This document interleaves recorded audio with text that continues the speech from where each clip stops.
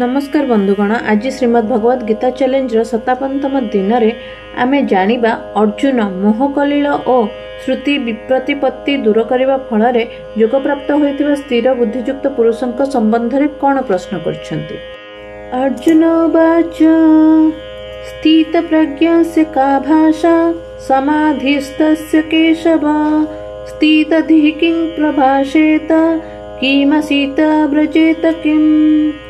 अर्थात अर्जुन कहिले, हे केशव, परमात्मा ठारे स्थित स्थिर बुद्धियुक्त मनुष्यर लक्षण कौन? सही स्थिर बुद्धियुक्त मनुष्य किपरि कुहे, किपरि बसे और किपरि चले, अर्थात किपरि व्यवहार करे। एठारे अर्जुन स्थितप्रज्ञ विषय जो प्रश्न पचारिछन्ति ता पूर्वरु तांका मनरे कर्म और बुद्धि संबंध संदेह जात होइतिला, जहाँकि द्वितीय अध्याय 47 ରୁ 50तम श्लोक भितर वर्णन कराइतिला। किंतु भगवान 52तम और 53तम श्लोक रे कहिले, जेतेबेले तुम बुद्धि श्रुति विप्रतिपत्ति और मोह कलिल को तरीजिब सेतेबेले तुमे योग प्राप्त हेबो। ए कथा सुनी अर्जुनଙ୍କ मनरे संशय जात हैला जे जेतेबेले मु योग प्राप्त और स्थितप्रज्ञ होइजिबि सेतेबेले मोर लक्षण किपरि हेबो। तेणु निज व्यक्तिगत संशय को अर्जुन प्रथमे पचारिले एवं कर्म तथा बुद्धि संबंधी अर्थात सिद्धांत संबंधी जो दुईटी संशय थिला ताहाको स्थितप्रज्ञर लक्षण वर्णना हेबा परे पचारिले। जदि एही 54तम श्लोक रे अर्जुन सिद्धांत विषय प्रश्न करिथान्ते तेबे स्थितप्रज्ञ विषयक प्रश्न बहुत पछको रहि जाइथान्ता। परमात्मा प्राप्त मनुष्यों पई एठारे समाधिस्थ पद व्यवहृत होइछि।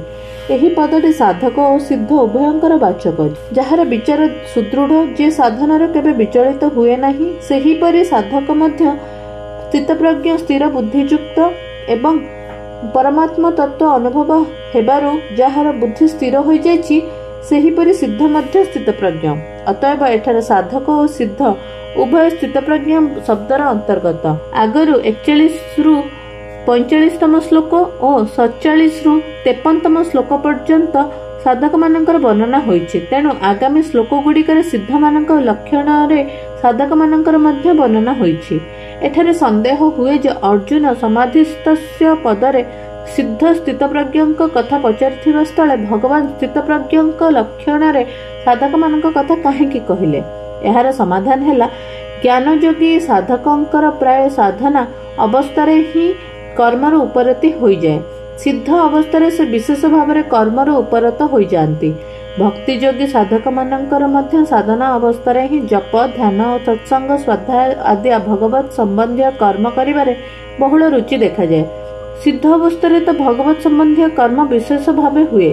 सही रूपे ज्ञान योगी और भक्ति योगी उभयंकर साधना और सिद्ध अवस्था तो अंतर देखा जाए, किंतु कर्म योगींकर साधना और सिद्ध अवस्था अंतर देखा जाए नहीं।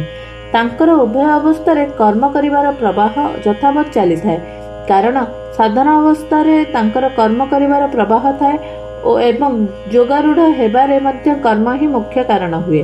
तेणु भगवान सिद्धंक लक्षण कहिला बेले साधक जेपरि सिद्ध होई परिबो सेही साधना विषय मध्य कहिसंती एवं जे माने सिद्ध होई जाइछंती सेमानकर लक्षण मध्य कहिसंती।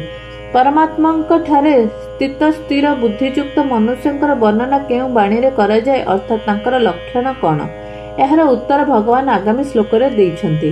सेही स्थिर बुद्धियुक्त मनुष्य किपरि कुहे, एहार उत्तर भगवान 56 और 57तम श्लोक रे दैछंती।